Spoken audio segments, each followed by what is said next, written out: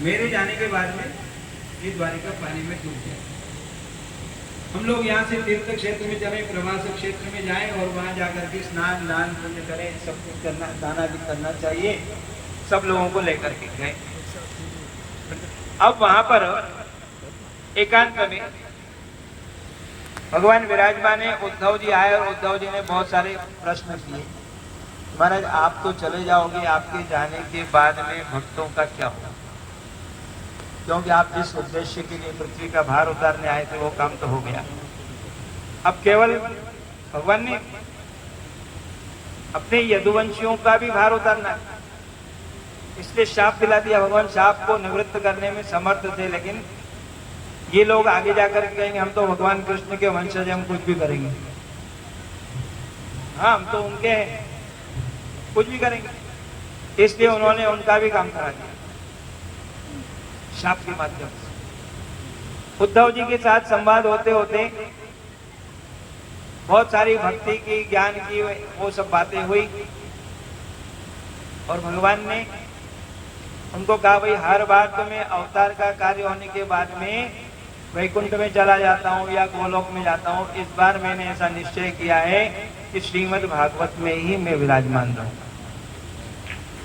प्रविष्टो श्रीमद् भागवतार्णवम, इस भागवत रूपी समुद्र के अंदर, ज्ञान समुद्र के अंदर भगवान विराजमान हो गए। इसमें से कैसे प्रकट होते हैं? इस कथा के रूप में भगवान इसमें से निकलते हैं और उसका आनंद सबको मिलता है। भगवान ने एक अवधूत का संवाद सुनाया, 24 गुरुओं की कथा सुनाई। पृथ्वी, जल, तेज, वायु, आकाश, अग्नि, चंद्रमा, कबूतर, अजगर, समुद्र, पतंग। ये पतंगिया जो आता है ना, जब तक मर नहीं जाता है तब तक वो क्या है कि उस रूप के ऊपर मोहित। जब तक दीपक जलता रहता है, दीपक की लौ में उसके पंख नहीं जल जाते, वो मर नहीं जाता है, तब तक उसके ऊपर मंडराता रहता है। उसको भी गुरु बनाए। मधुमक्खी, हाथी, मधुआ, हरिण, मछली और पिंगला।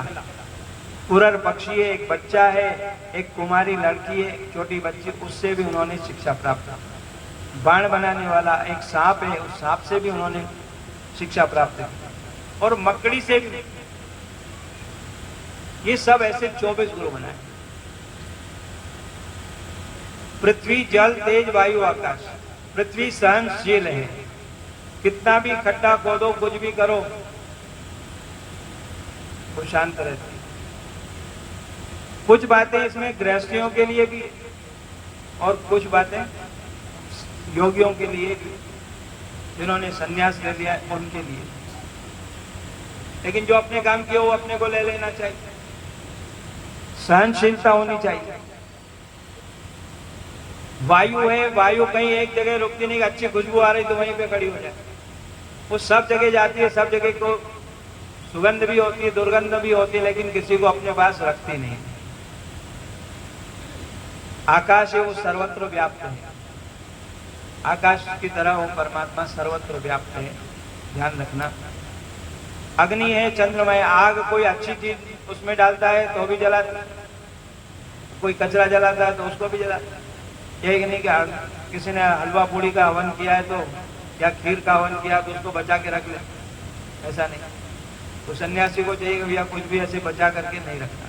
सुखी रहना चाहता है तो ऐसा करना।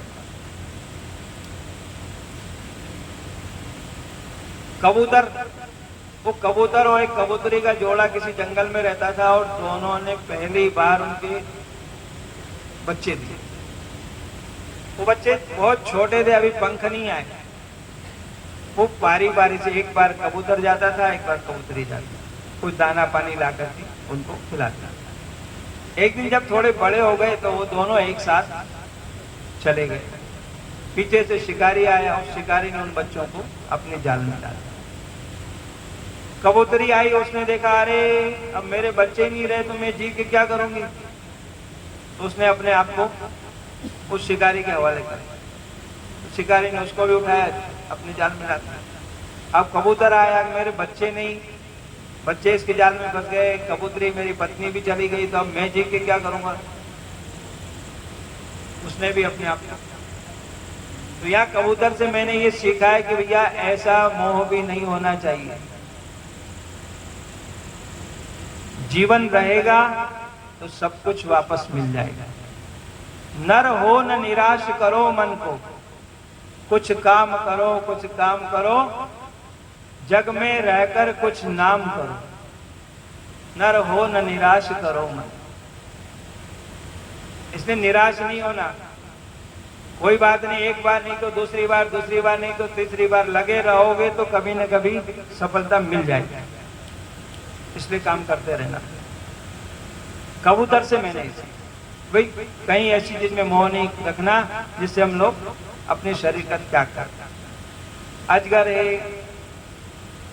अजगर से भी ज्ञान लिया है। अजगर करे न चाकरी, पंछी करे न काम, लेकिन आपको काम करना है।